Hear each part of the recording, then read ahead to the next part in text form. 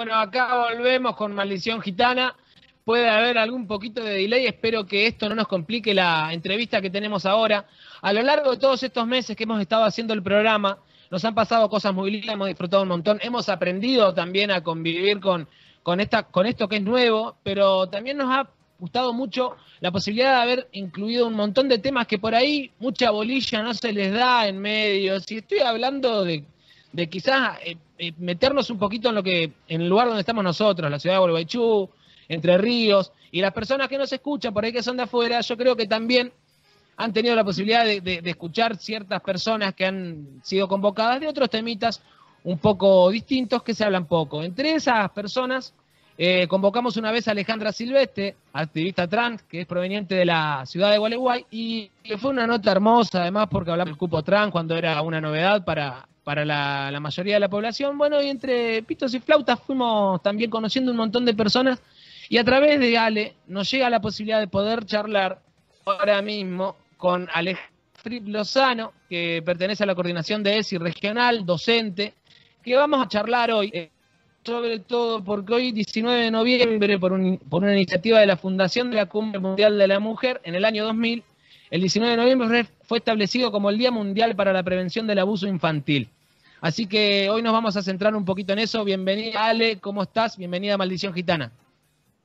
Muchas gracias, ¿cómo están? Buenas noches. Hola, Ale. Muy contenta de estar con ustedes. ¿Cómo les va? Bien, muy bien. Bien, espectacular. Danos un poquito, sí, más allá de lo que ya hemos venido charlando en el desarrollo de distintos programas acerca de la ESI, que seguramente vos sabés un montón y nos vas a iluminar en un montón de cosas, pero contanos un poquito acerca de lo que hoy se celebra, 19 de noviembre. Bien, hoy en realidad es una conmemoración, es una efeméride que nos ayuda a reflexionar, ¿no? sobre una problemática social que muchas veces aparece como agazapada, ¿no? Vieron que siempre los logos y las frases que atienden al abuso sexual hacia niños, niñas y adolescentes siempre habla de romper el silencio, de hablar, porque por supuesto que al ser una vulneración de derecho tan terrible, se caracteriza por eso, porque las víctimas, 1 de cada 10 hablan, ¿sí? ¿Por qué? Porque el abuso intrafamiliar es uno de los más comunes.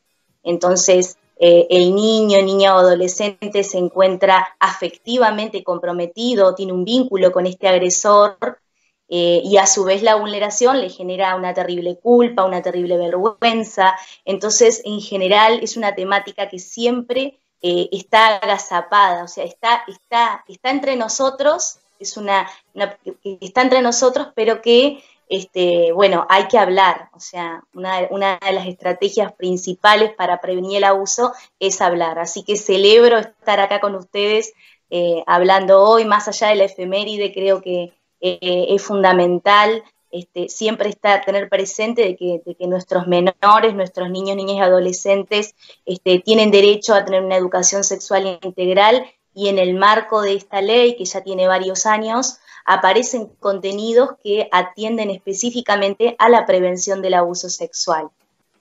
Ale, sí. Si te preguntan por qué estás a favor de la ESI, y sobre todo si esa respuesta se la tuvieras que dar a alguien que quizá no está muy convencida de eso, ¿qué le dirías en pocas palabras? Más allá de todo lo que nos podés decir, que nos contabas recién, ¿no? Sí. Me parece que la ESI siempre es una ley que ocasiona muchos ruidos, ¿no? Que siempre hay como mucho barullo alrededor, pero les puedo garantizar que todas las familias que se han acercado a la coordinación y que han visto cuáles son los contenidos y que han visto de qué se trata, se van tranquilos y tranquilas. La ESI lo que hace es informar a las personas, en este caso a personas menores de edad también, porque, por ejemplo, en el caso de la prevención de abuso, que una niña y un niño sepan los nombres de cada una de las partes de su cuerpo, y que sepan cuáles son, que sepan qué es la intimidad propia y qué es la ajena, que conozca qué es un vínculo saludable, qué es una persona de confianza, va a poder identificar un vínculo abusivo, ¿no? O coercitivo. Entonces, la información lo que hace es proteger, generar herramientas de autoprotección. Y creo que ninguna persona de la que nos está escuchando va a pensar que eso está mal, porque creo que la educación, ¿no? Y en este caso la educación sexual integral, que está en el marco del derecho a la educación, que es un derecho sumamente básico, atiende a esto, a la prevención. Una persona informada va a poder defenderse, va a poder protegerse, ¿sí? Y va a poder actuar en consecuencia. Aunque tenga claramente, sí. ¿no? Fede, vos, preguntá. No, que claramente esta es una problemática que existió siempre, obviamente, pero ahora con herramientas desde la educación, cosas que antes los chicos callaban, hoy quizás podamos adelantarnos a tener que llegar a instancias, por ejemplo, de cámara Gesell, que creo que ustedes me pueden explicar mejor de lo que lo puedo explicar yo, que es la cámara Gesell, en el tema de los abusos sexuales en los niños, de poder sacar hacia afuera lo que ellos tienen adentro, ¿no? Eso que no pueden contar, eso que les cuesta mucho. La ESI viene a dar como un anticipo a que esas cosas pasen directamente. En los talleres de ESI no tengo una estadística en este momento para ofrecerles, pero sí les puedo decir que una gran cantidad de activaciones de lo que tiene que ver con el protocolo de abuso se da en el marco de la clase, o sea, hablamos de cómo nos sentimos, hablamos de la intimidad, hablamos de nuestras partes del cuerpo, de lo que solamente es mío y solo mío y nadie puede tocar, y muchas veces, no voy a decir siempre, pero muchísimas veces surge un testimonio, surge un dibujo, surge algo, ¿no? Que nos indica que ese menor, esa menor, está sufriendo algún tipo de vulneración. También tenemos que pensar, bueno, esto que decís de la cámara Gesell, para retomar la pregunta, si un menor, una menor habla con la maestra, con la tallerista, sobre algo que le está pasando, bueno, eso se informa a través se activa un protocolo, se regenera un informe, se llama informe de sospecha de abuso sexual, y ahí comienza, ¿no? Todo un camino judicial. Después, este niño o niña va a repetir este relato con el acompañamiento psicológico, por supuesto, en cámara Gesell, porque la intención, acá hay algo importante que tenemos que rescatar, es que uno piensa, ¿por qué una víctima de abuso no habla? ¿No? Porque siente una gran culpa y una gran vergüenza, y porque muchas veces están amenazados ante esta situación.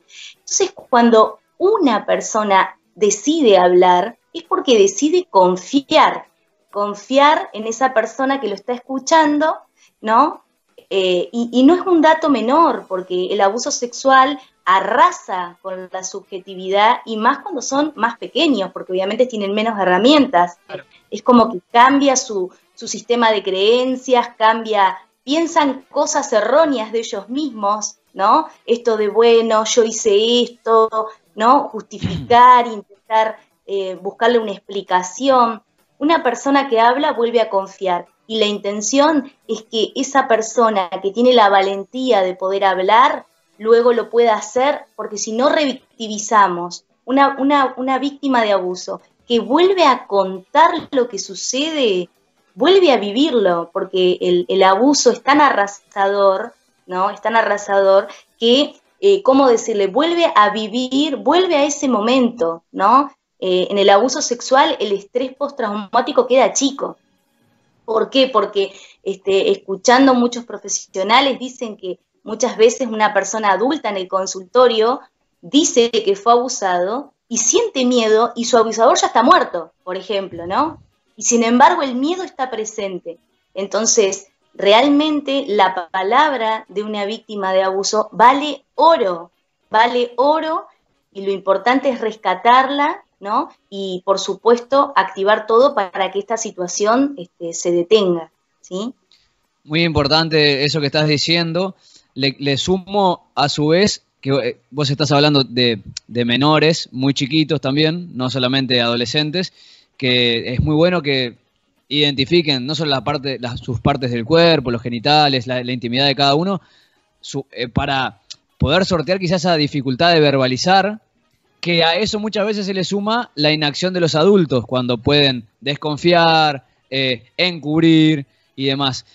Ahora, el otro día veía un testimonio, no sé si lo pasaron acá en el grupo, justo hablando de ESI, o dónde fue, de una docente que hablaba de la importancia de cómo se abarca la ESI, pero de una manera muy amplia, porque si uno escuchara ESI, por ejemplo, a mí me sorprendió, yo no sabía, pensé que era solamente, abordaban temáticas sexuales, y en realidad no pasa solamente por eso. Por ejemplo, la maestra contaba que trataron la temática de violencia de género, y que había 3 chicos, que uno de ellos era de los más conflictivos de la clase, que se quebraron porque reconocieron que los padres maltrataban a sus mamás, y que lo cruzó en la calle a uno de ellos como abrazándole a la madre, besándola, llorando, como que le hizo un clic la cabeza, y bueno, eso también es re importante.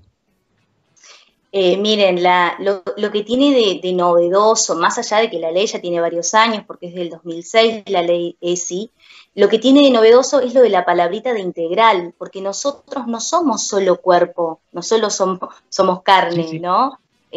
Hay una mirada integral donde hablamos de lo psíquico, hablamos de lo emocional.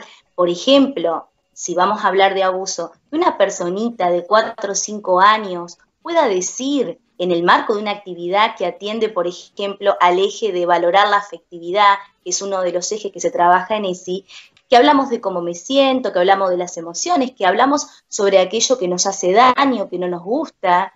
Eso es sumamente importante, ¿no? Y la afectividad muchas veces fíjense que la ESI lo pone como un contenido curricular, o sea, se debe trabajar los afectos, se deben trabajar los vínculos, como un contenido, es ley, ¿sí? También lo que vos decís, también se trabaja sobre los derechos, ¿sí? Para conocer, por ahí en estudiantes de secundaria, bueno, obviamente hay más herramientas, pero desde el nivel inicial en adelante se trabaja el eje de derechos, se trabaja el eje de perspectiva de género, que es lo que vos estás hablando ahora, que, bueno, o por supuesto, una de las temáticas tiene que ver con la violencia hacia la mujer. Después se trabaja el respeto a la diversidad, ¿no? Atender que todos somos diferentes, tenemos cuerpos diferentes, ¿sí? Tenemos razas, religiones diferentes y debemos convivir en paz. Entonces también se trabaja sobre eso. Entonces, y después el último eje, uno de los 5 es el cuerpo. Pero antes pensábamos en sexualidad.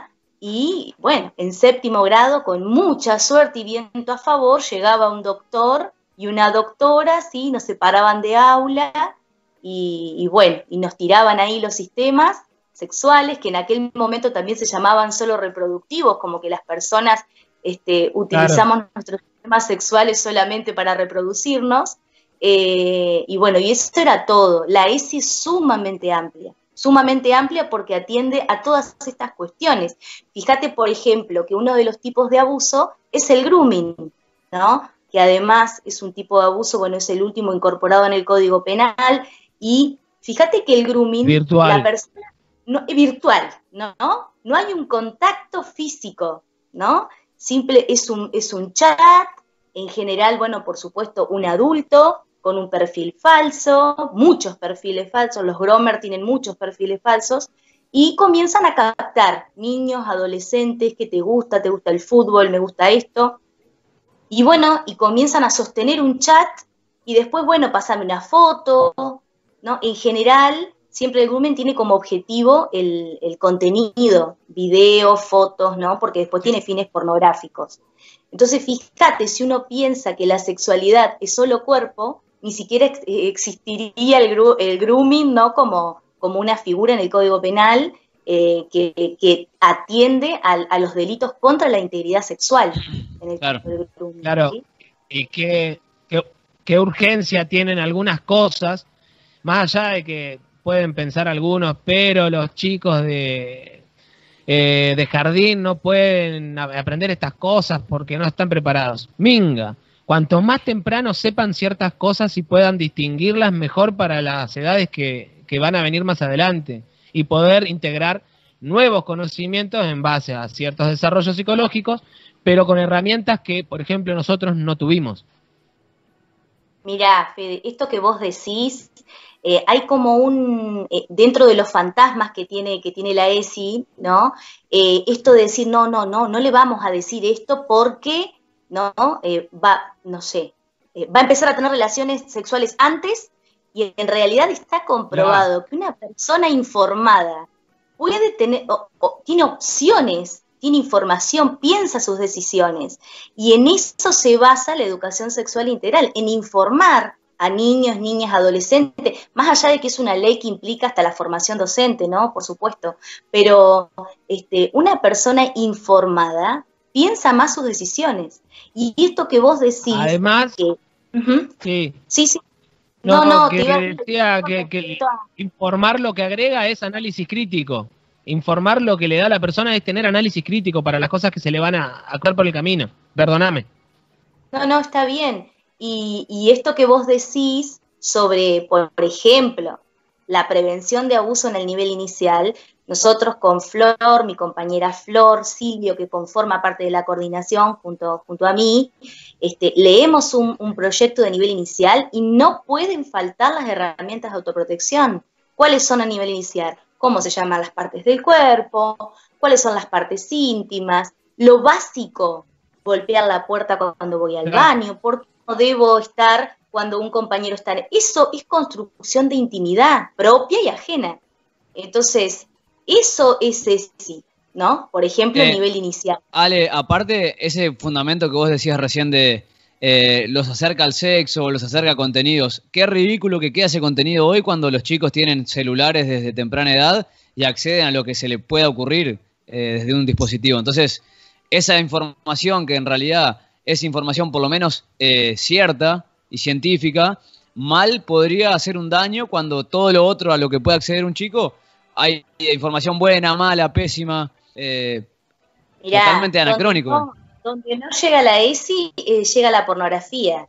O sea, hay estadísticas alarmantes, de que, por ejemplo, adolescentes de 14 años varones, ya el 100%, entre el 90 y el 100% ya ha accedido a pornografía, y es un poquito más la edad en el caso de las chicas.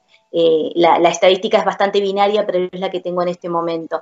El acceso a la información, esto que vos decís, yo en el Google pongo lo que quiero mirar y surge todo sin ningún filtro, ¿no? Y digo, esa va a ser la fuente de información que le vamos a dejar a nuestros chicos, a nuestras chicas. No, la educación, por eso también la ESI trabaja con la familia, esto de decir, bueno, estos son los contenidos. Yo invito a todas las familias que se pongan en contacto con su escuela. Las actividades de ESI están plasmadas, ¿no?, en papel, en un documento, que nosotros siempre estamos mirando y acompañando en los equipos, porque por supuesto estamos capacitando y esto es todo un transitar y un aprendizaje, pero bueno, uno de los enormes objetivos que tiene la educación sexual integral es la prevención del abuso. Y además digo, educación, prevenir es, como vos decís, Fede, llegar antes de que las cosas sucedan, ¿sí? Después, en el caso de abuso, también lamentablemente tenemos la detección, en el caso del sistema educativo, ¿no? Pero bueno, siempre tenemos que pensar que el abuso sexual tiene una respuesta interdisciplinaria, o sea, digamos, tenemos que pensar en salud, en justicia, hay una corresponsabilidad cuando sucede, pero nosotros en educación, nuestro papel es preventivo, y eso se hace a través del desarrollo de los contenidos. Bien, Ale, una consulta rápida. Vos invitás a los padres, a las familias que se contacten. ¿A dónde se pueden contactar si tienen alguna duda sobre el contenido o si ven alguna situación sospechosa que quieren poner en conocimiento? Bueno, mirá, con respecto, por supuesto que siempre acercarse a la dirección de la escuela. Nosotros tenemos contacto, ¿no? Bueno, acá en Gualeguaychú tenemos 29 secundarias, tenemos 93 primarias, tenemos como 12 de nivel inicial, hay muchas instituciones. Nosotros tenemos el contacto directo con las direcciones y cada escuela tiene sus contenidos plasmados, ¿sí? Contenidos que nosotros siempre vamos acompañando. Así que si una familia quiere saber cuál es el contenido curricular de ESI para inicial, para tercer grado, para el grado que sea, se acerca a la escuela. Y nosotros estamos a disposición ante cualquier duda. Estamos obviamente que ahora en pandemia es todo online, vieron cómo es esto, pero bueno, nosotros nos desempeñamos en la Dirección Departamental de Escuelas y también tenemos nuestra página de Facebook, Coordinación ESI Gualeguaychú, así que estamos a disposición para cualquier... Y digo, y no es una frase hecha, porque sé que, como vos decís, hay muchos fantasmas y hay muchos ruidos y eso se soluciona sentándonos a conversar, con el contenido en la mano. Por ejemplo, Ale, ¿hay algunas actividades para la fecha, para la gente, el ciudadano común que quiera sumarse, que sea online, por ejemplo, que se den en el marco de todo esto que está pasando y que es a través de la ESI, nos podemos informar un poquito? Bueno, mirá, esta semana la provincia de Entre Ríos, o sea, una decisión política que todas las instituciones, COPNAF, Justicia, trabajemos sobre la Semana de los Derechos de Niños, Niñas y Adolescentes y hoy en particular, por supuesto, con la temática de abuso. Nosotros con Flor, el martes, por ejemplo, realizamos un conversatorio de abuso donde tuvimos la presencia de más de 80 docentes de todos los niveles y modalidades y además también estuvieron presentes, por ejemplo, referentes de ONG, que sabemos que hacen un laburo increíble en la prevención de abuso, como es, por ejemplo, Rompiendo el Silencio, que también estamos en vinculación con ellos y además, bueno, en ese caso, bueno, este conversatorio ya pasó, pero a nivel provincial se está difundiendo y en nuestra página también estamos posteando. Ya estamos medio finalizando el año, ¿viste? Pero este año fue muy intenso, de muchas reuniones, se profundizó mucho lo que es la ESI en el 6º grado, en el nivel primario, bueno, atendiendo un poco a esto que yo les planteaba, bueno, de que hay muchos miedos y los miedos hay que charlarlos y dejar todo claro para que las familias se queden tranquilas. Esa es la intención. Excelente. Bueno, repetinos el Facebook y si tenés otro contacto para que quede y si alguien necesita contactarse lo tenga. Mira, nosotros tenemos, solo Facebook tenemos, vos sabés que es una cosa que tenemos que estar replanteando, ¿no? Esto, no tenemos yo creería que sí, pero no importa, tienen un medio, es lo importante. Sí. Tiene remedio, bueno, Coordinación ESI Gualeguaychú, ahí tenemos, por supuesto, estamos siempre consultando, viste, vía Messenger, para profes, se han comunicado familias preguntando esto, bueno, en 3er grado, ¿qué pasa? Bueno, siempre es sumamente activo. Y después, bueno, Dirección Departamental de Escuela, la coordinación está trabajando ahí también. Bueno, Gitano, ¿la despedimos a Ale y hacemos un cierre? Sí, acabamos de entrevistar a Alejandra Friplosano, una crack que nos vino a iluminar otro poquito más con un tema que a nosotros nos gusta mucho, que es la ESI, y hoy sobre todo en la prevención del abuso sexual infantil. Gracias, Ale. Contamos con vos nuevamente para quizás ya el año que viene, cuando volvamos. Dale. Cuenten con nosotras, de mi parte y de parte de Flor, mi compañera. Que estén bien, gurises, gracias. Bueno, muchas gracias. Nos vemos pronto. Gracias a vos. Chao. Bueno, seguimos en Maldición Gitana. Nos vemos en breves minutitos. No se vayan.